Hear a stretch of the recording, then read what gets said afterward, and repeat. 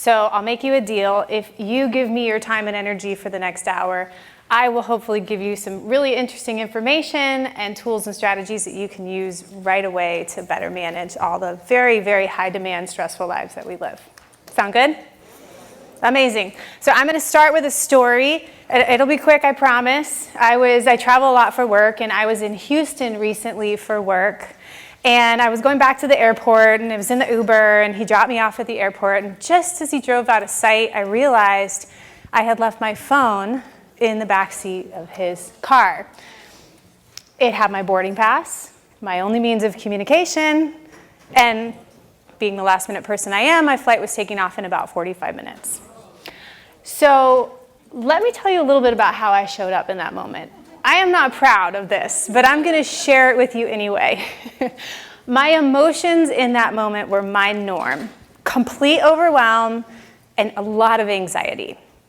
My thoughts in that moment were also my default, my norm. I have this really healthy blend of beating myself up, self-deprecation, and then this urge to quit at life, run away, and hide. So my thoughts in that moment were, Lauren, you doofus, you always do this. You never pay attention. Why do you strike up conversations with every Uber driver? You've been doing this for, how long have you owned a business? You are not cut out for this stuff. Why are you even trying? Just give up, quit, sell the business and get into corporate. And by the way, what kind of mother are you?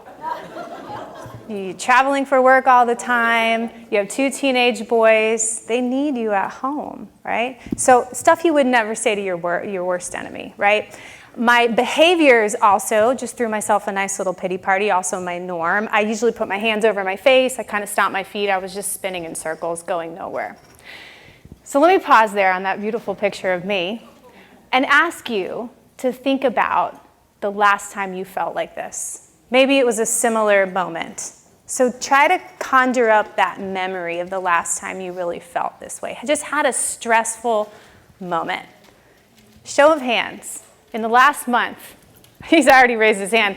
How many of you had a moment like this? Most of us, right? Maybe it was a personal thing like this. Maybe for you it was work related. So maybe it was something that happened at work, an urgency, a last minute deliverable. Maybe for you, like many of us, it wasn't a big thing. It was just a bunch of little things that just start to add up and build and build. And at the end of the day, the smallest thing, like your son leaving his soccer cleats at home and you only figure it out till you get to the fields, sets you off. Or maybe for you, it was a situation where you're really good, and how many of you are like this, really good at keeping it composed and together at work. You give your best energy to work, to the people around you. She's like, not me. Yeah. And you hold it together. But it's bubbling inside. And at the end of the day, when you walk in the door, your family gets a different version of you.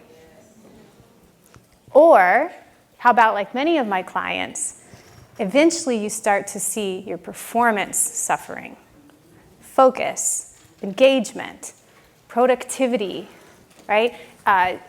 Feeling ambitious and wanting to do your jobs and perform at a high potential. Chronic stress is real. I heard that earlier you were speaking about this very subject. It is pervasive and it is impacting us all. And we have to do something about it, and we can. And there's so much science emerging in this area, and that's what really we're going to cover today. I know she mentioned a little bit about this in the introduction, which was wonderful, but I have had the great blessing of working in the past 15 years with some of the global leaders in human performance and well-being sciences. That's my jam, that's my field.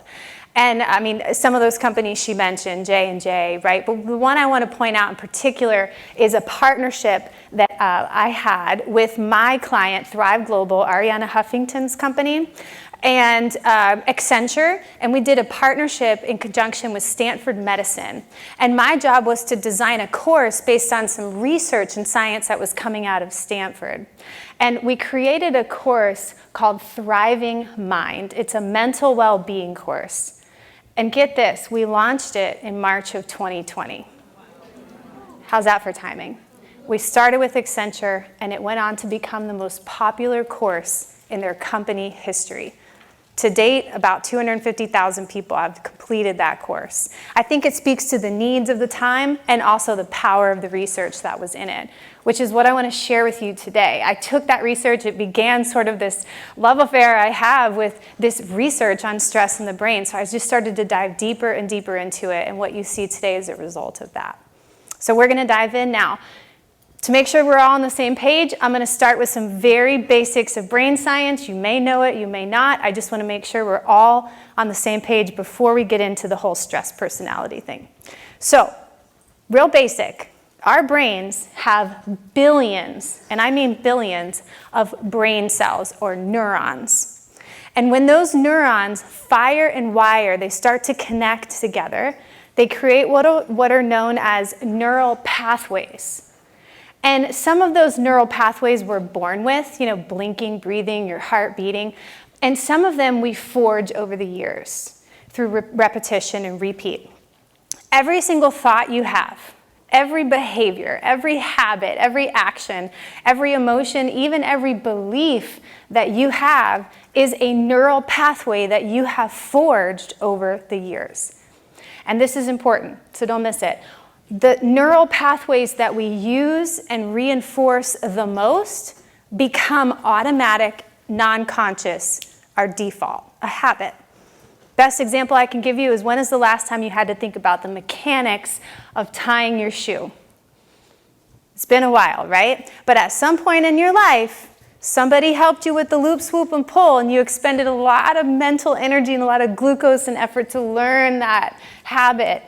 And at some point or another, it just clicked. It became automatic. That's a really, really great example of neuroplasticity in action. And our brain is quite malleable and changeable all throughout life at any age. So I wanted to cover that first. Now, how does that relate to stress? Okay, well, when we take a stressful moment, let's say it's a real threat to us, like a car pulling out in front of us on the highway, or a perceived threat, like leaving your phone in the backseat of an Uber, which is not going to kill you. No matter what, your brain is going to react with something you probably are familiar with, known as the stress response, fight or flight. I'm sure you've heard of that. In a moment like this, our brain's blood sort of pools to the bottom of our brain, called our reptile brain. This is where stress response really lives.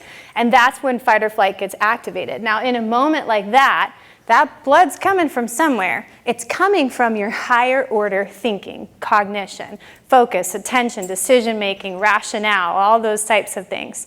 You are cognitively impaired when you are experiencing a stressful moment. Now, the reason for that is it's survival.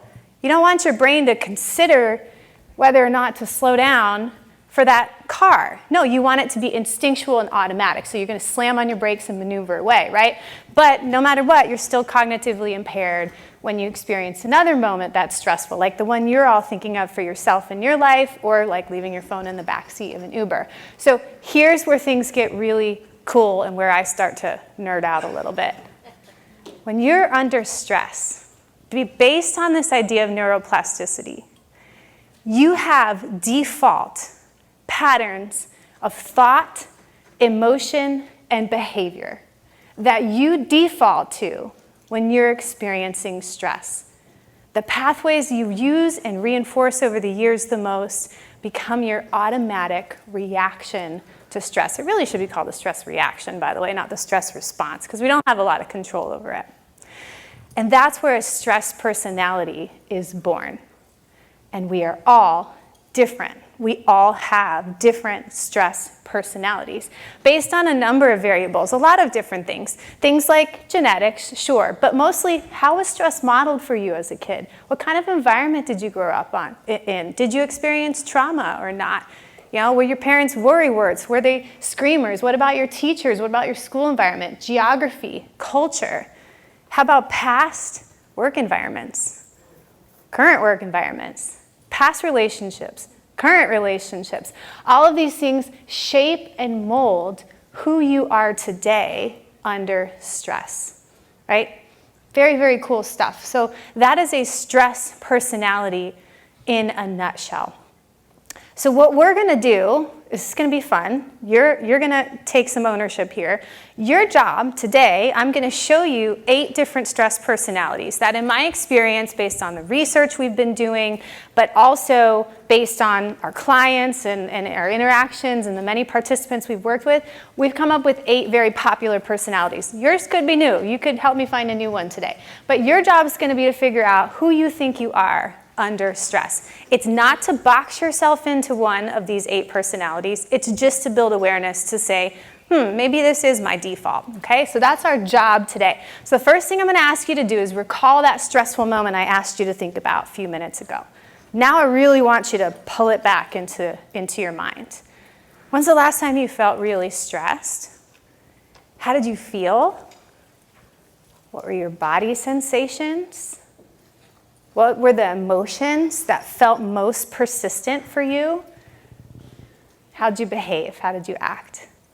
So really start to kind of think about that. Let it roll around in your head. And the reason for that is it's really a lot more easy to use that as sort of a foundation or context setter when you're looking at these personalities. So you can think back to your own experiences and not just use my example, right? Couple rules before I show you the 8 different stress personalities. And by the way, feel free to take pictures of any of these slides, right? Share them with your friends. I want this to get out there. But I need to set some ground rules. Rule number 1, look for the patterns. Look for where you go first and most often. Because for a lot of you, you're gonna see these 8 stress personalities and you're gonna think, I experienced all 8 of those in a matter of minutes last night. And that's true, but remember, based on the research, based on this idea that we have automatic defaults we go to, 1 to 2 of these is going to be your predominant personality, where you go first. Rule number 2, now this seems a little counterintuitive to rule number 1, but it's not. Stress personalities are context dependent. Now here's what I mean by that. Based on your environment, the people you're around, maybe even the intensity of your stress, you could be a couple different personalities. A great example of that is a couple of my clients, some leaders that I worked with during the pandemic. Regularly speaking, normal everyday stress, maybe they're a worrier, maybe they're a pleaser, but during the pandemic, completely different person when they were dealing with intense crisis type stress. So that's not everybody. Some of us, we are the same person across the board, no matter what. That would be me. I show up the same way, whether it's personal, professional, doesn't matter. I stress the same. A couple different stress personalities. So notice the context is what I'm saying. Think about that. There might be a couple that come to mind and you're torn between them. It could be context dependent.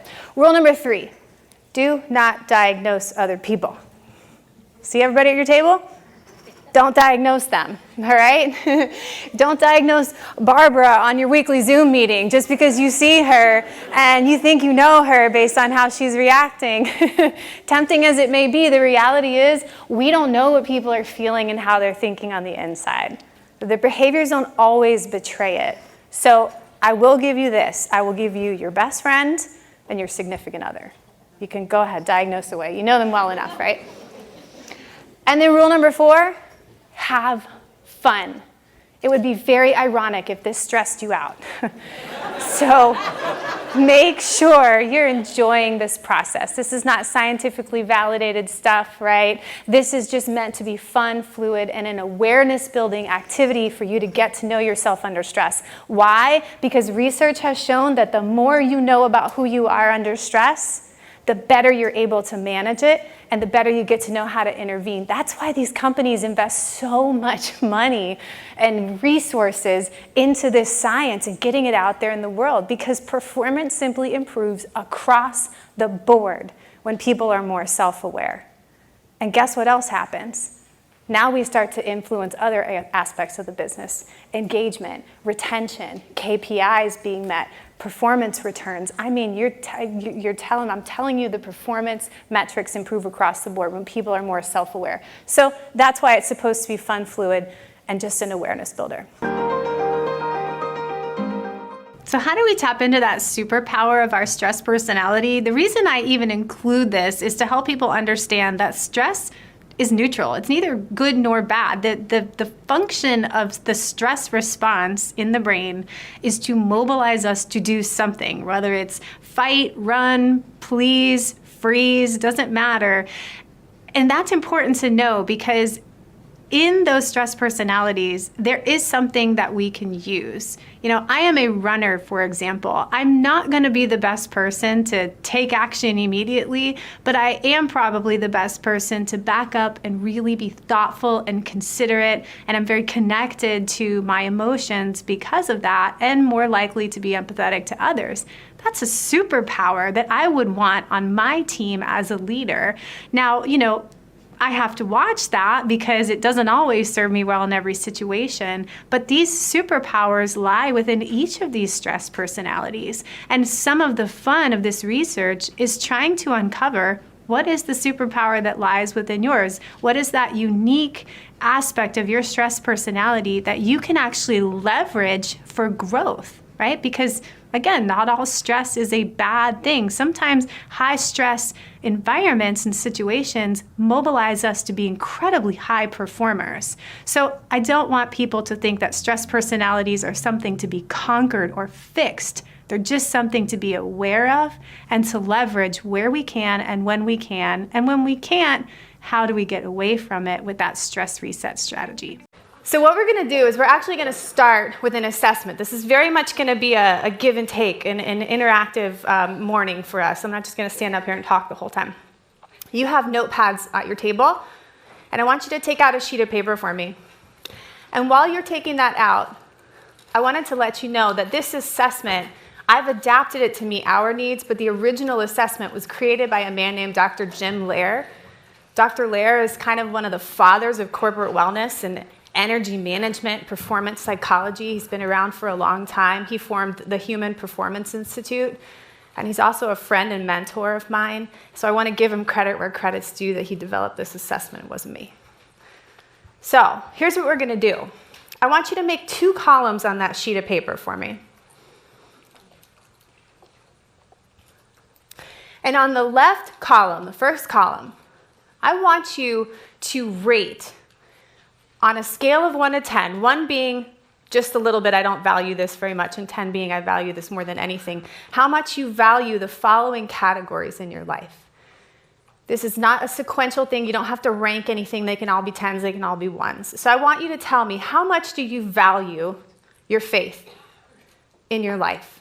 How much do you value your family and your relationships? Your community.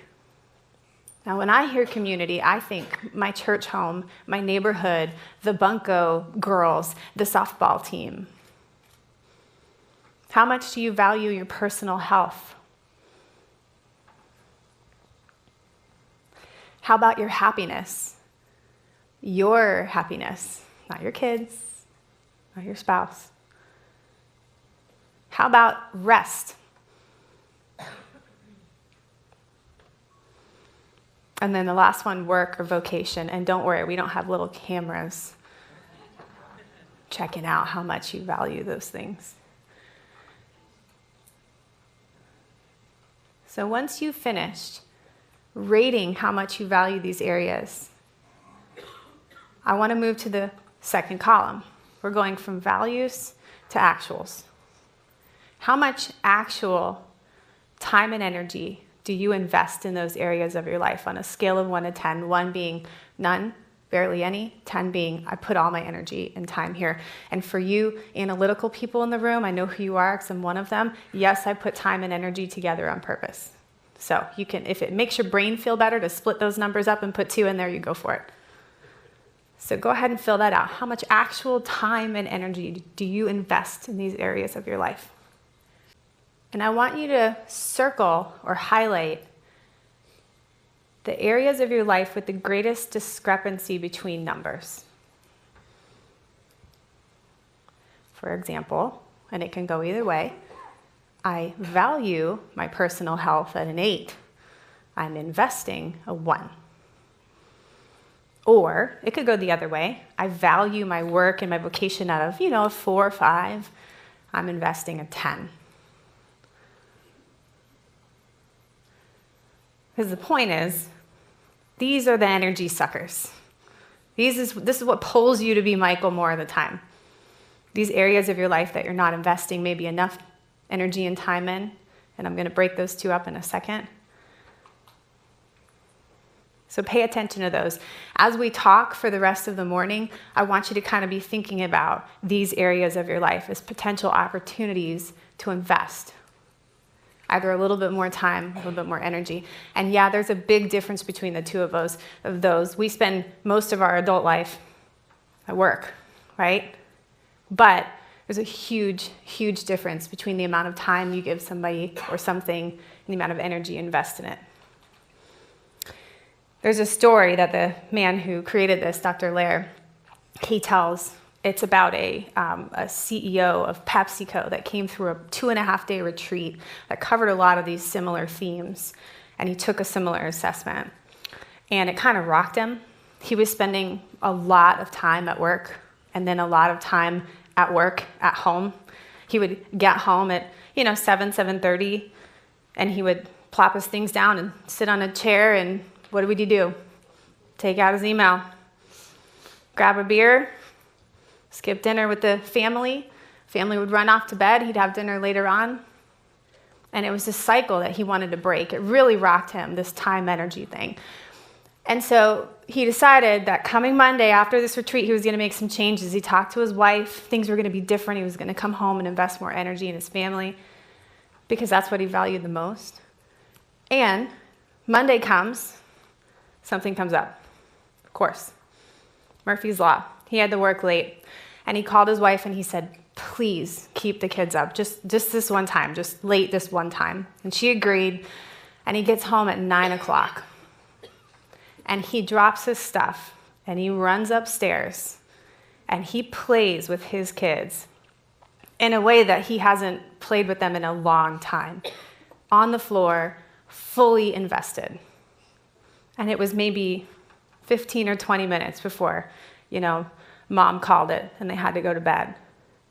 And he was tucking them in that night, and his younger son said to him, Daddy, can you work late every night? When I first heard that as a working mom, I was like, oh, gut check. Really convicted me. Because it's true, it's not necessarily about the time we're able to give the people who matter the most. It's the energy that we invest in them. And if we give all of that energy to work, and I'm not saying not to give energy at work, if we give all of it to them, then we have nothing left when we come home. And so what I'm asking you to do is think about these differences between time and energy, because time, it has a limit to it. I can't give you any more time in the day to invest in your family and your loved ones, but I certainly can give you more energy, because that is limitless if we manage it effectively. That's the most important part. And we tend not to do that at work. We tend to go, what? Full steam ahead, right? So I hope that this, started some wheels turning in your head at least a little bit and give you a little bit more reflection on where your energy might be going. So now we're going to go over some fundamentals of well-being and performance. Some of these you may have heard before, some might be new to you. And by the way, if I see you scribbling away, I'm going to send you a copy of this slide deck in a PDF. So you'll have all that information. So spend your time journaling about other reflections and questions you might have in those types of things instead of trying to jot down all of it. So here's the first fundamental. Number one, we draw our energy and performance from multiple pathways of energy and performance. We draw them from multiple pathways. For the purposes of our kind of limited time, I've narrowed that down to 3: body, mind, and spirit. Okay? The first one, body, as you can probably imagine, is our physical energy. This is where we see the most immediate results, for better or for worse, when we don't care for this side of our life, or we do. This is about the way that we nurture our body with nourishing foods, or not. This is the way that we move our bodies and exercise our bodies, which are two different things. And this is the way that we care for our recovery and our rest at night. Show of hands. How many of you get 7 to 9 hours of quality sleep per night? Shame on you. No, I'm just kidding. That's a bit, That's a bit lower than the national average. 27% of Americans get enough sleep per night, 7 to 9 hours. So there's an energy sucker right there we can all work on. And then you have the mind pathway. The mind pathway is about your mental energy. This is about how we manage this new world we work in of constant distraction, interruption, devices, screens, mental overload, above and beyond expectations and schedules. Now work comes home with us, whether we like it or not, thanks to that cell phone in our pocket. Some of us, we don't disconnect from work when we get home. Creates a lot of mental clutter, a lot of distraction, social media, notifications, you name it. How do we manage that? And the other side of that is, as a result of that mental clutter, we have stress. We feel stressed because of it. And how do we manage the emotions that come with that? How aware are you of your emotions in the moment? Have you ever thought about that?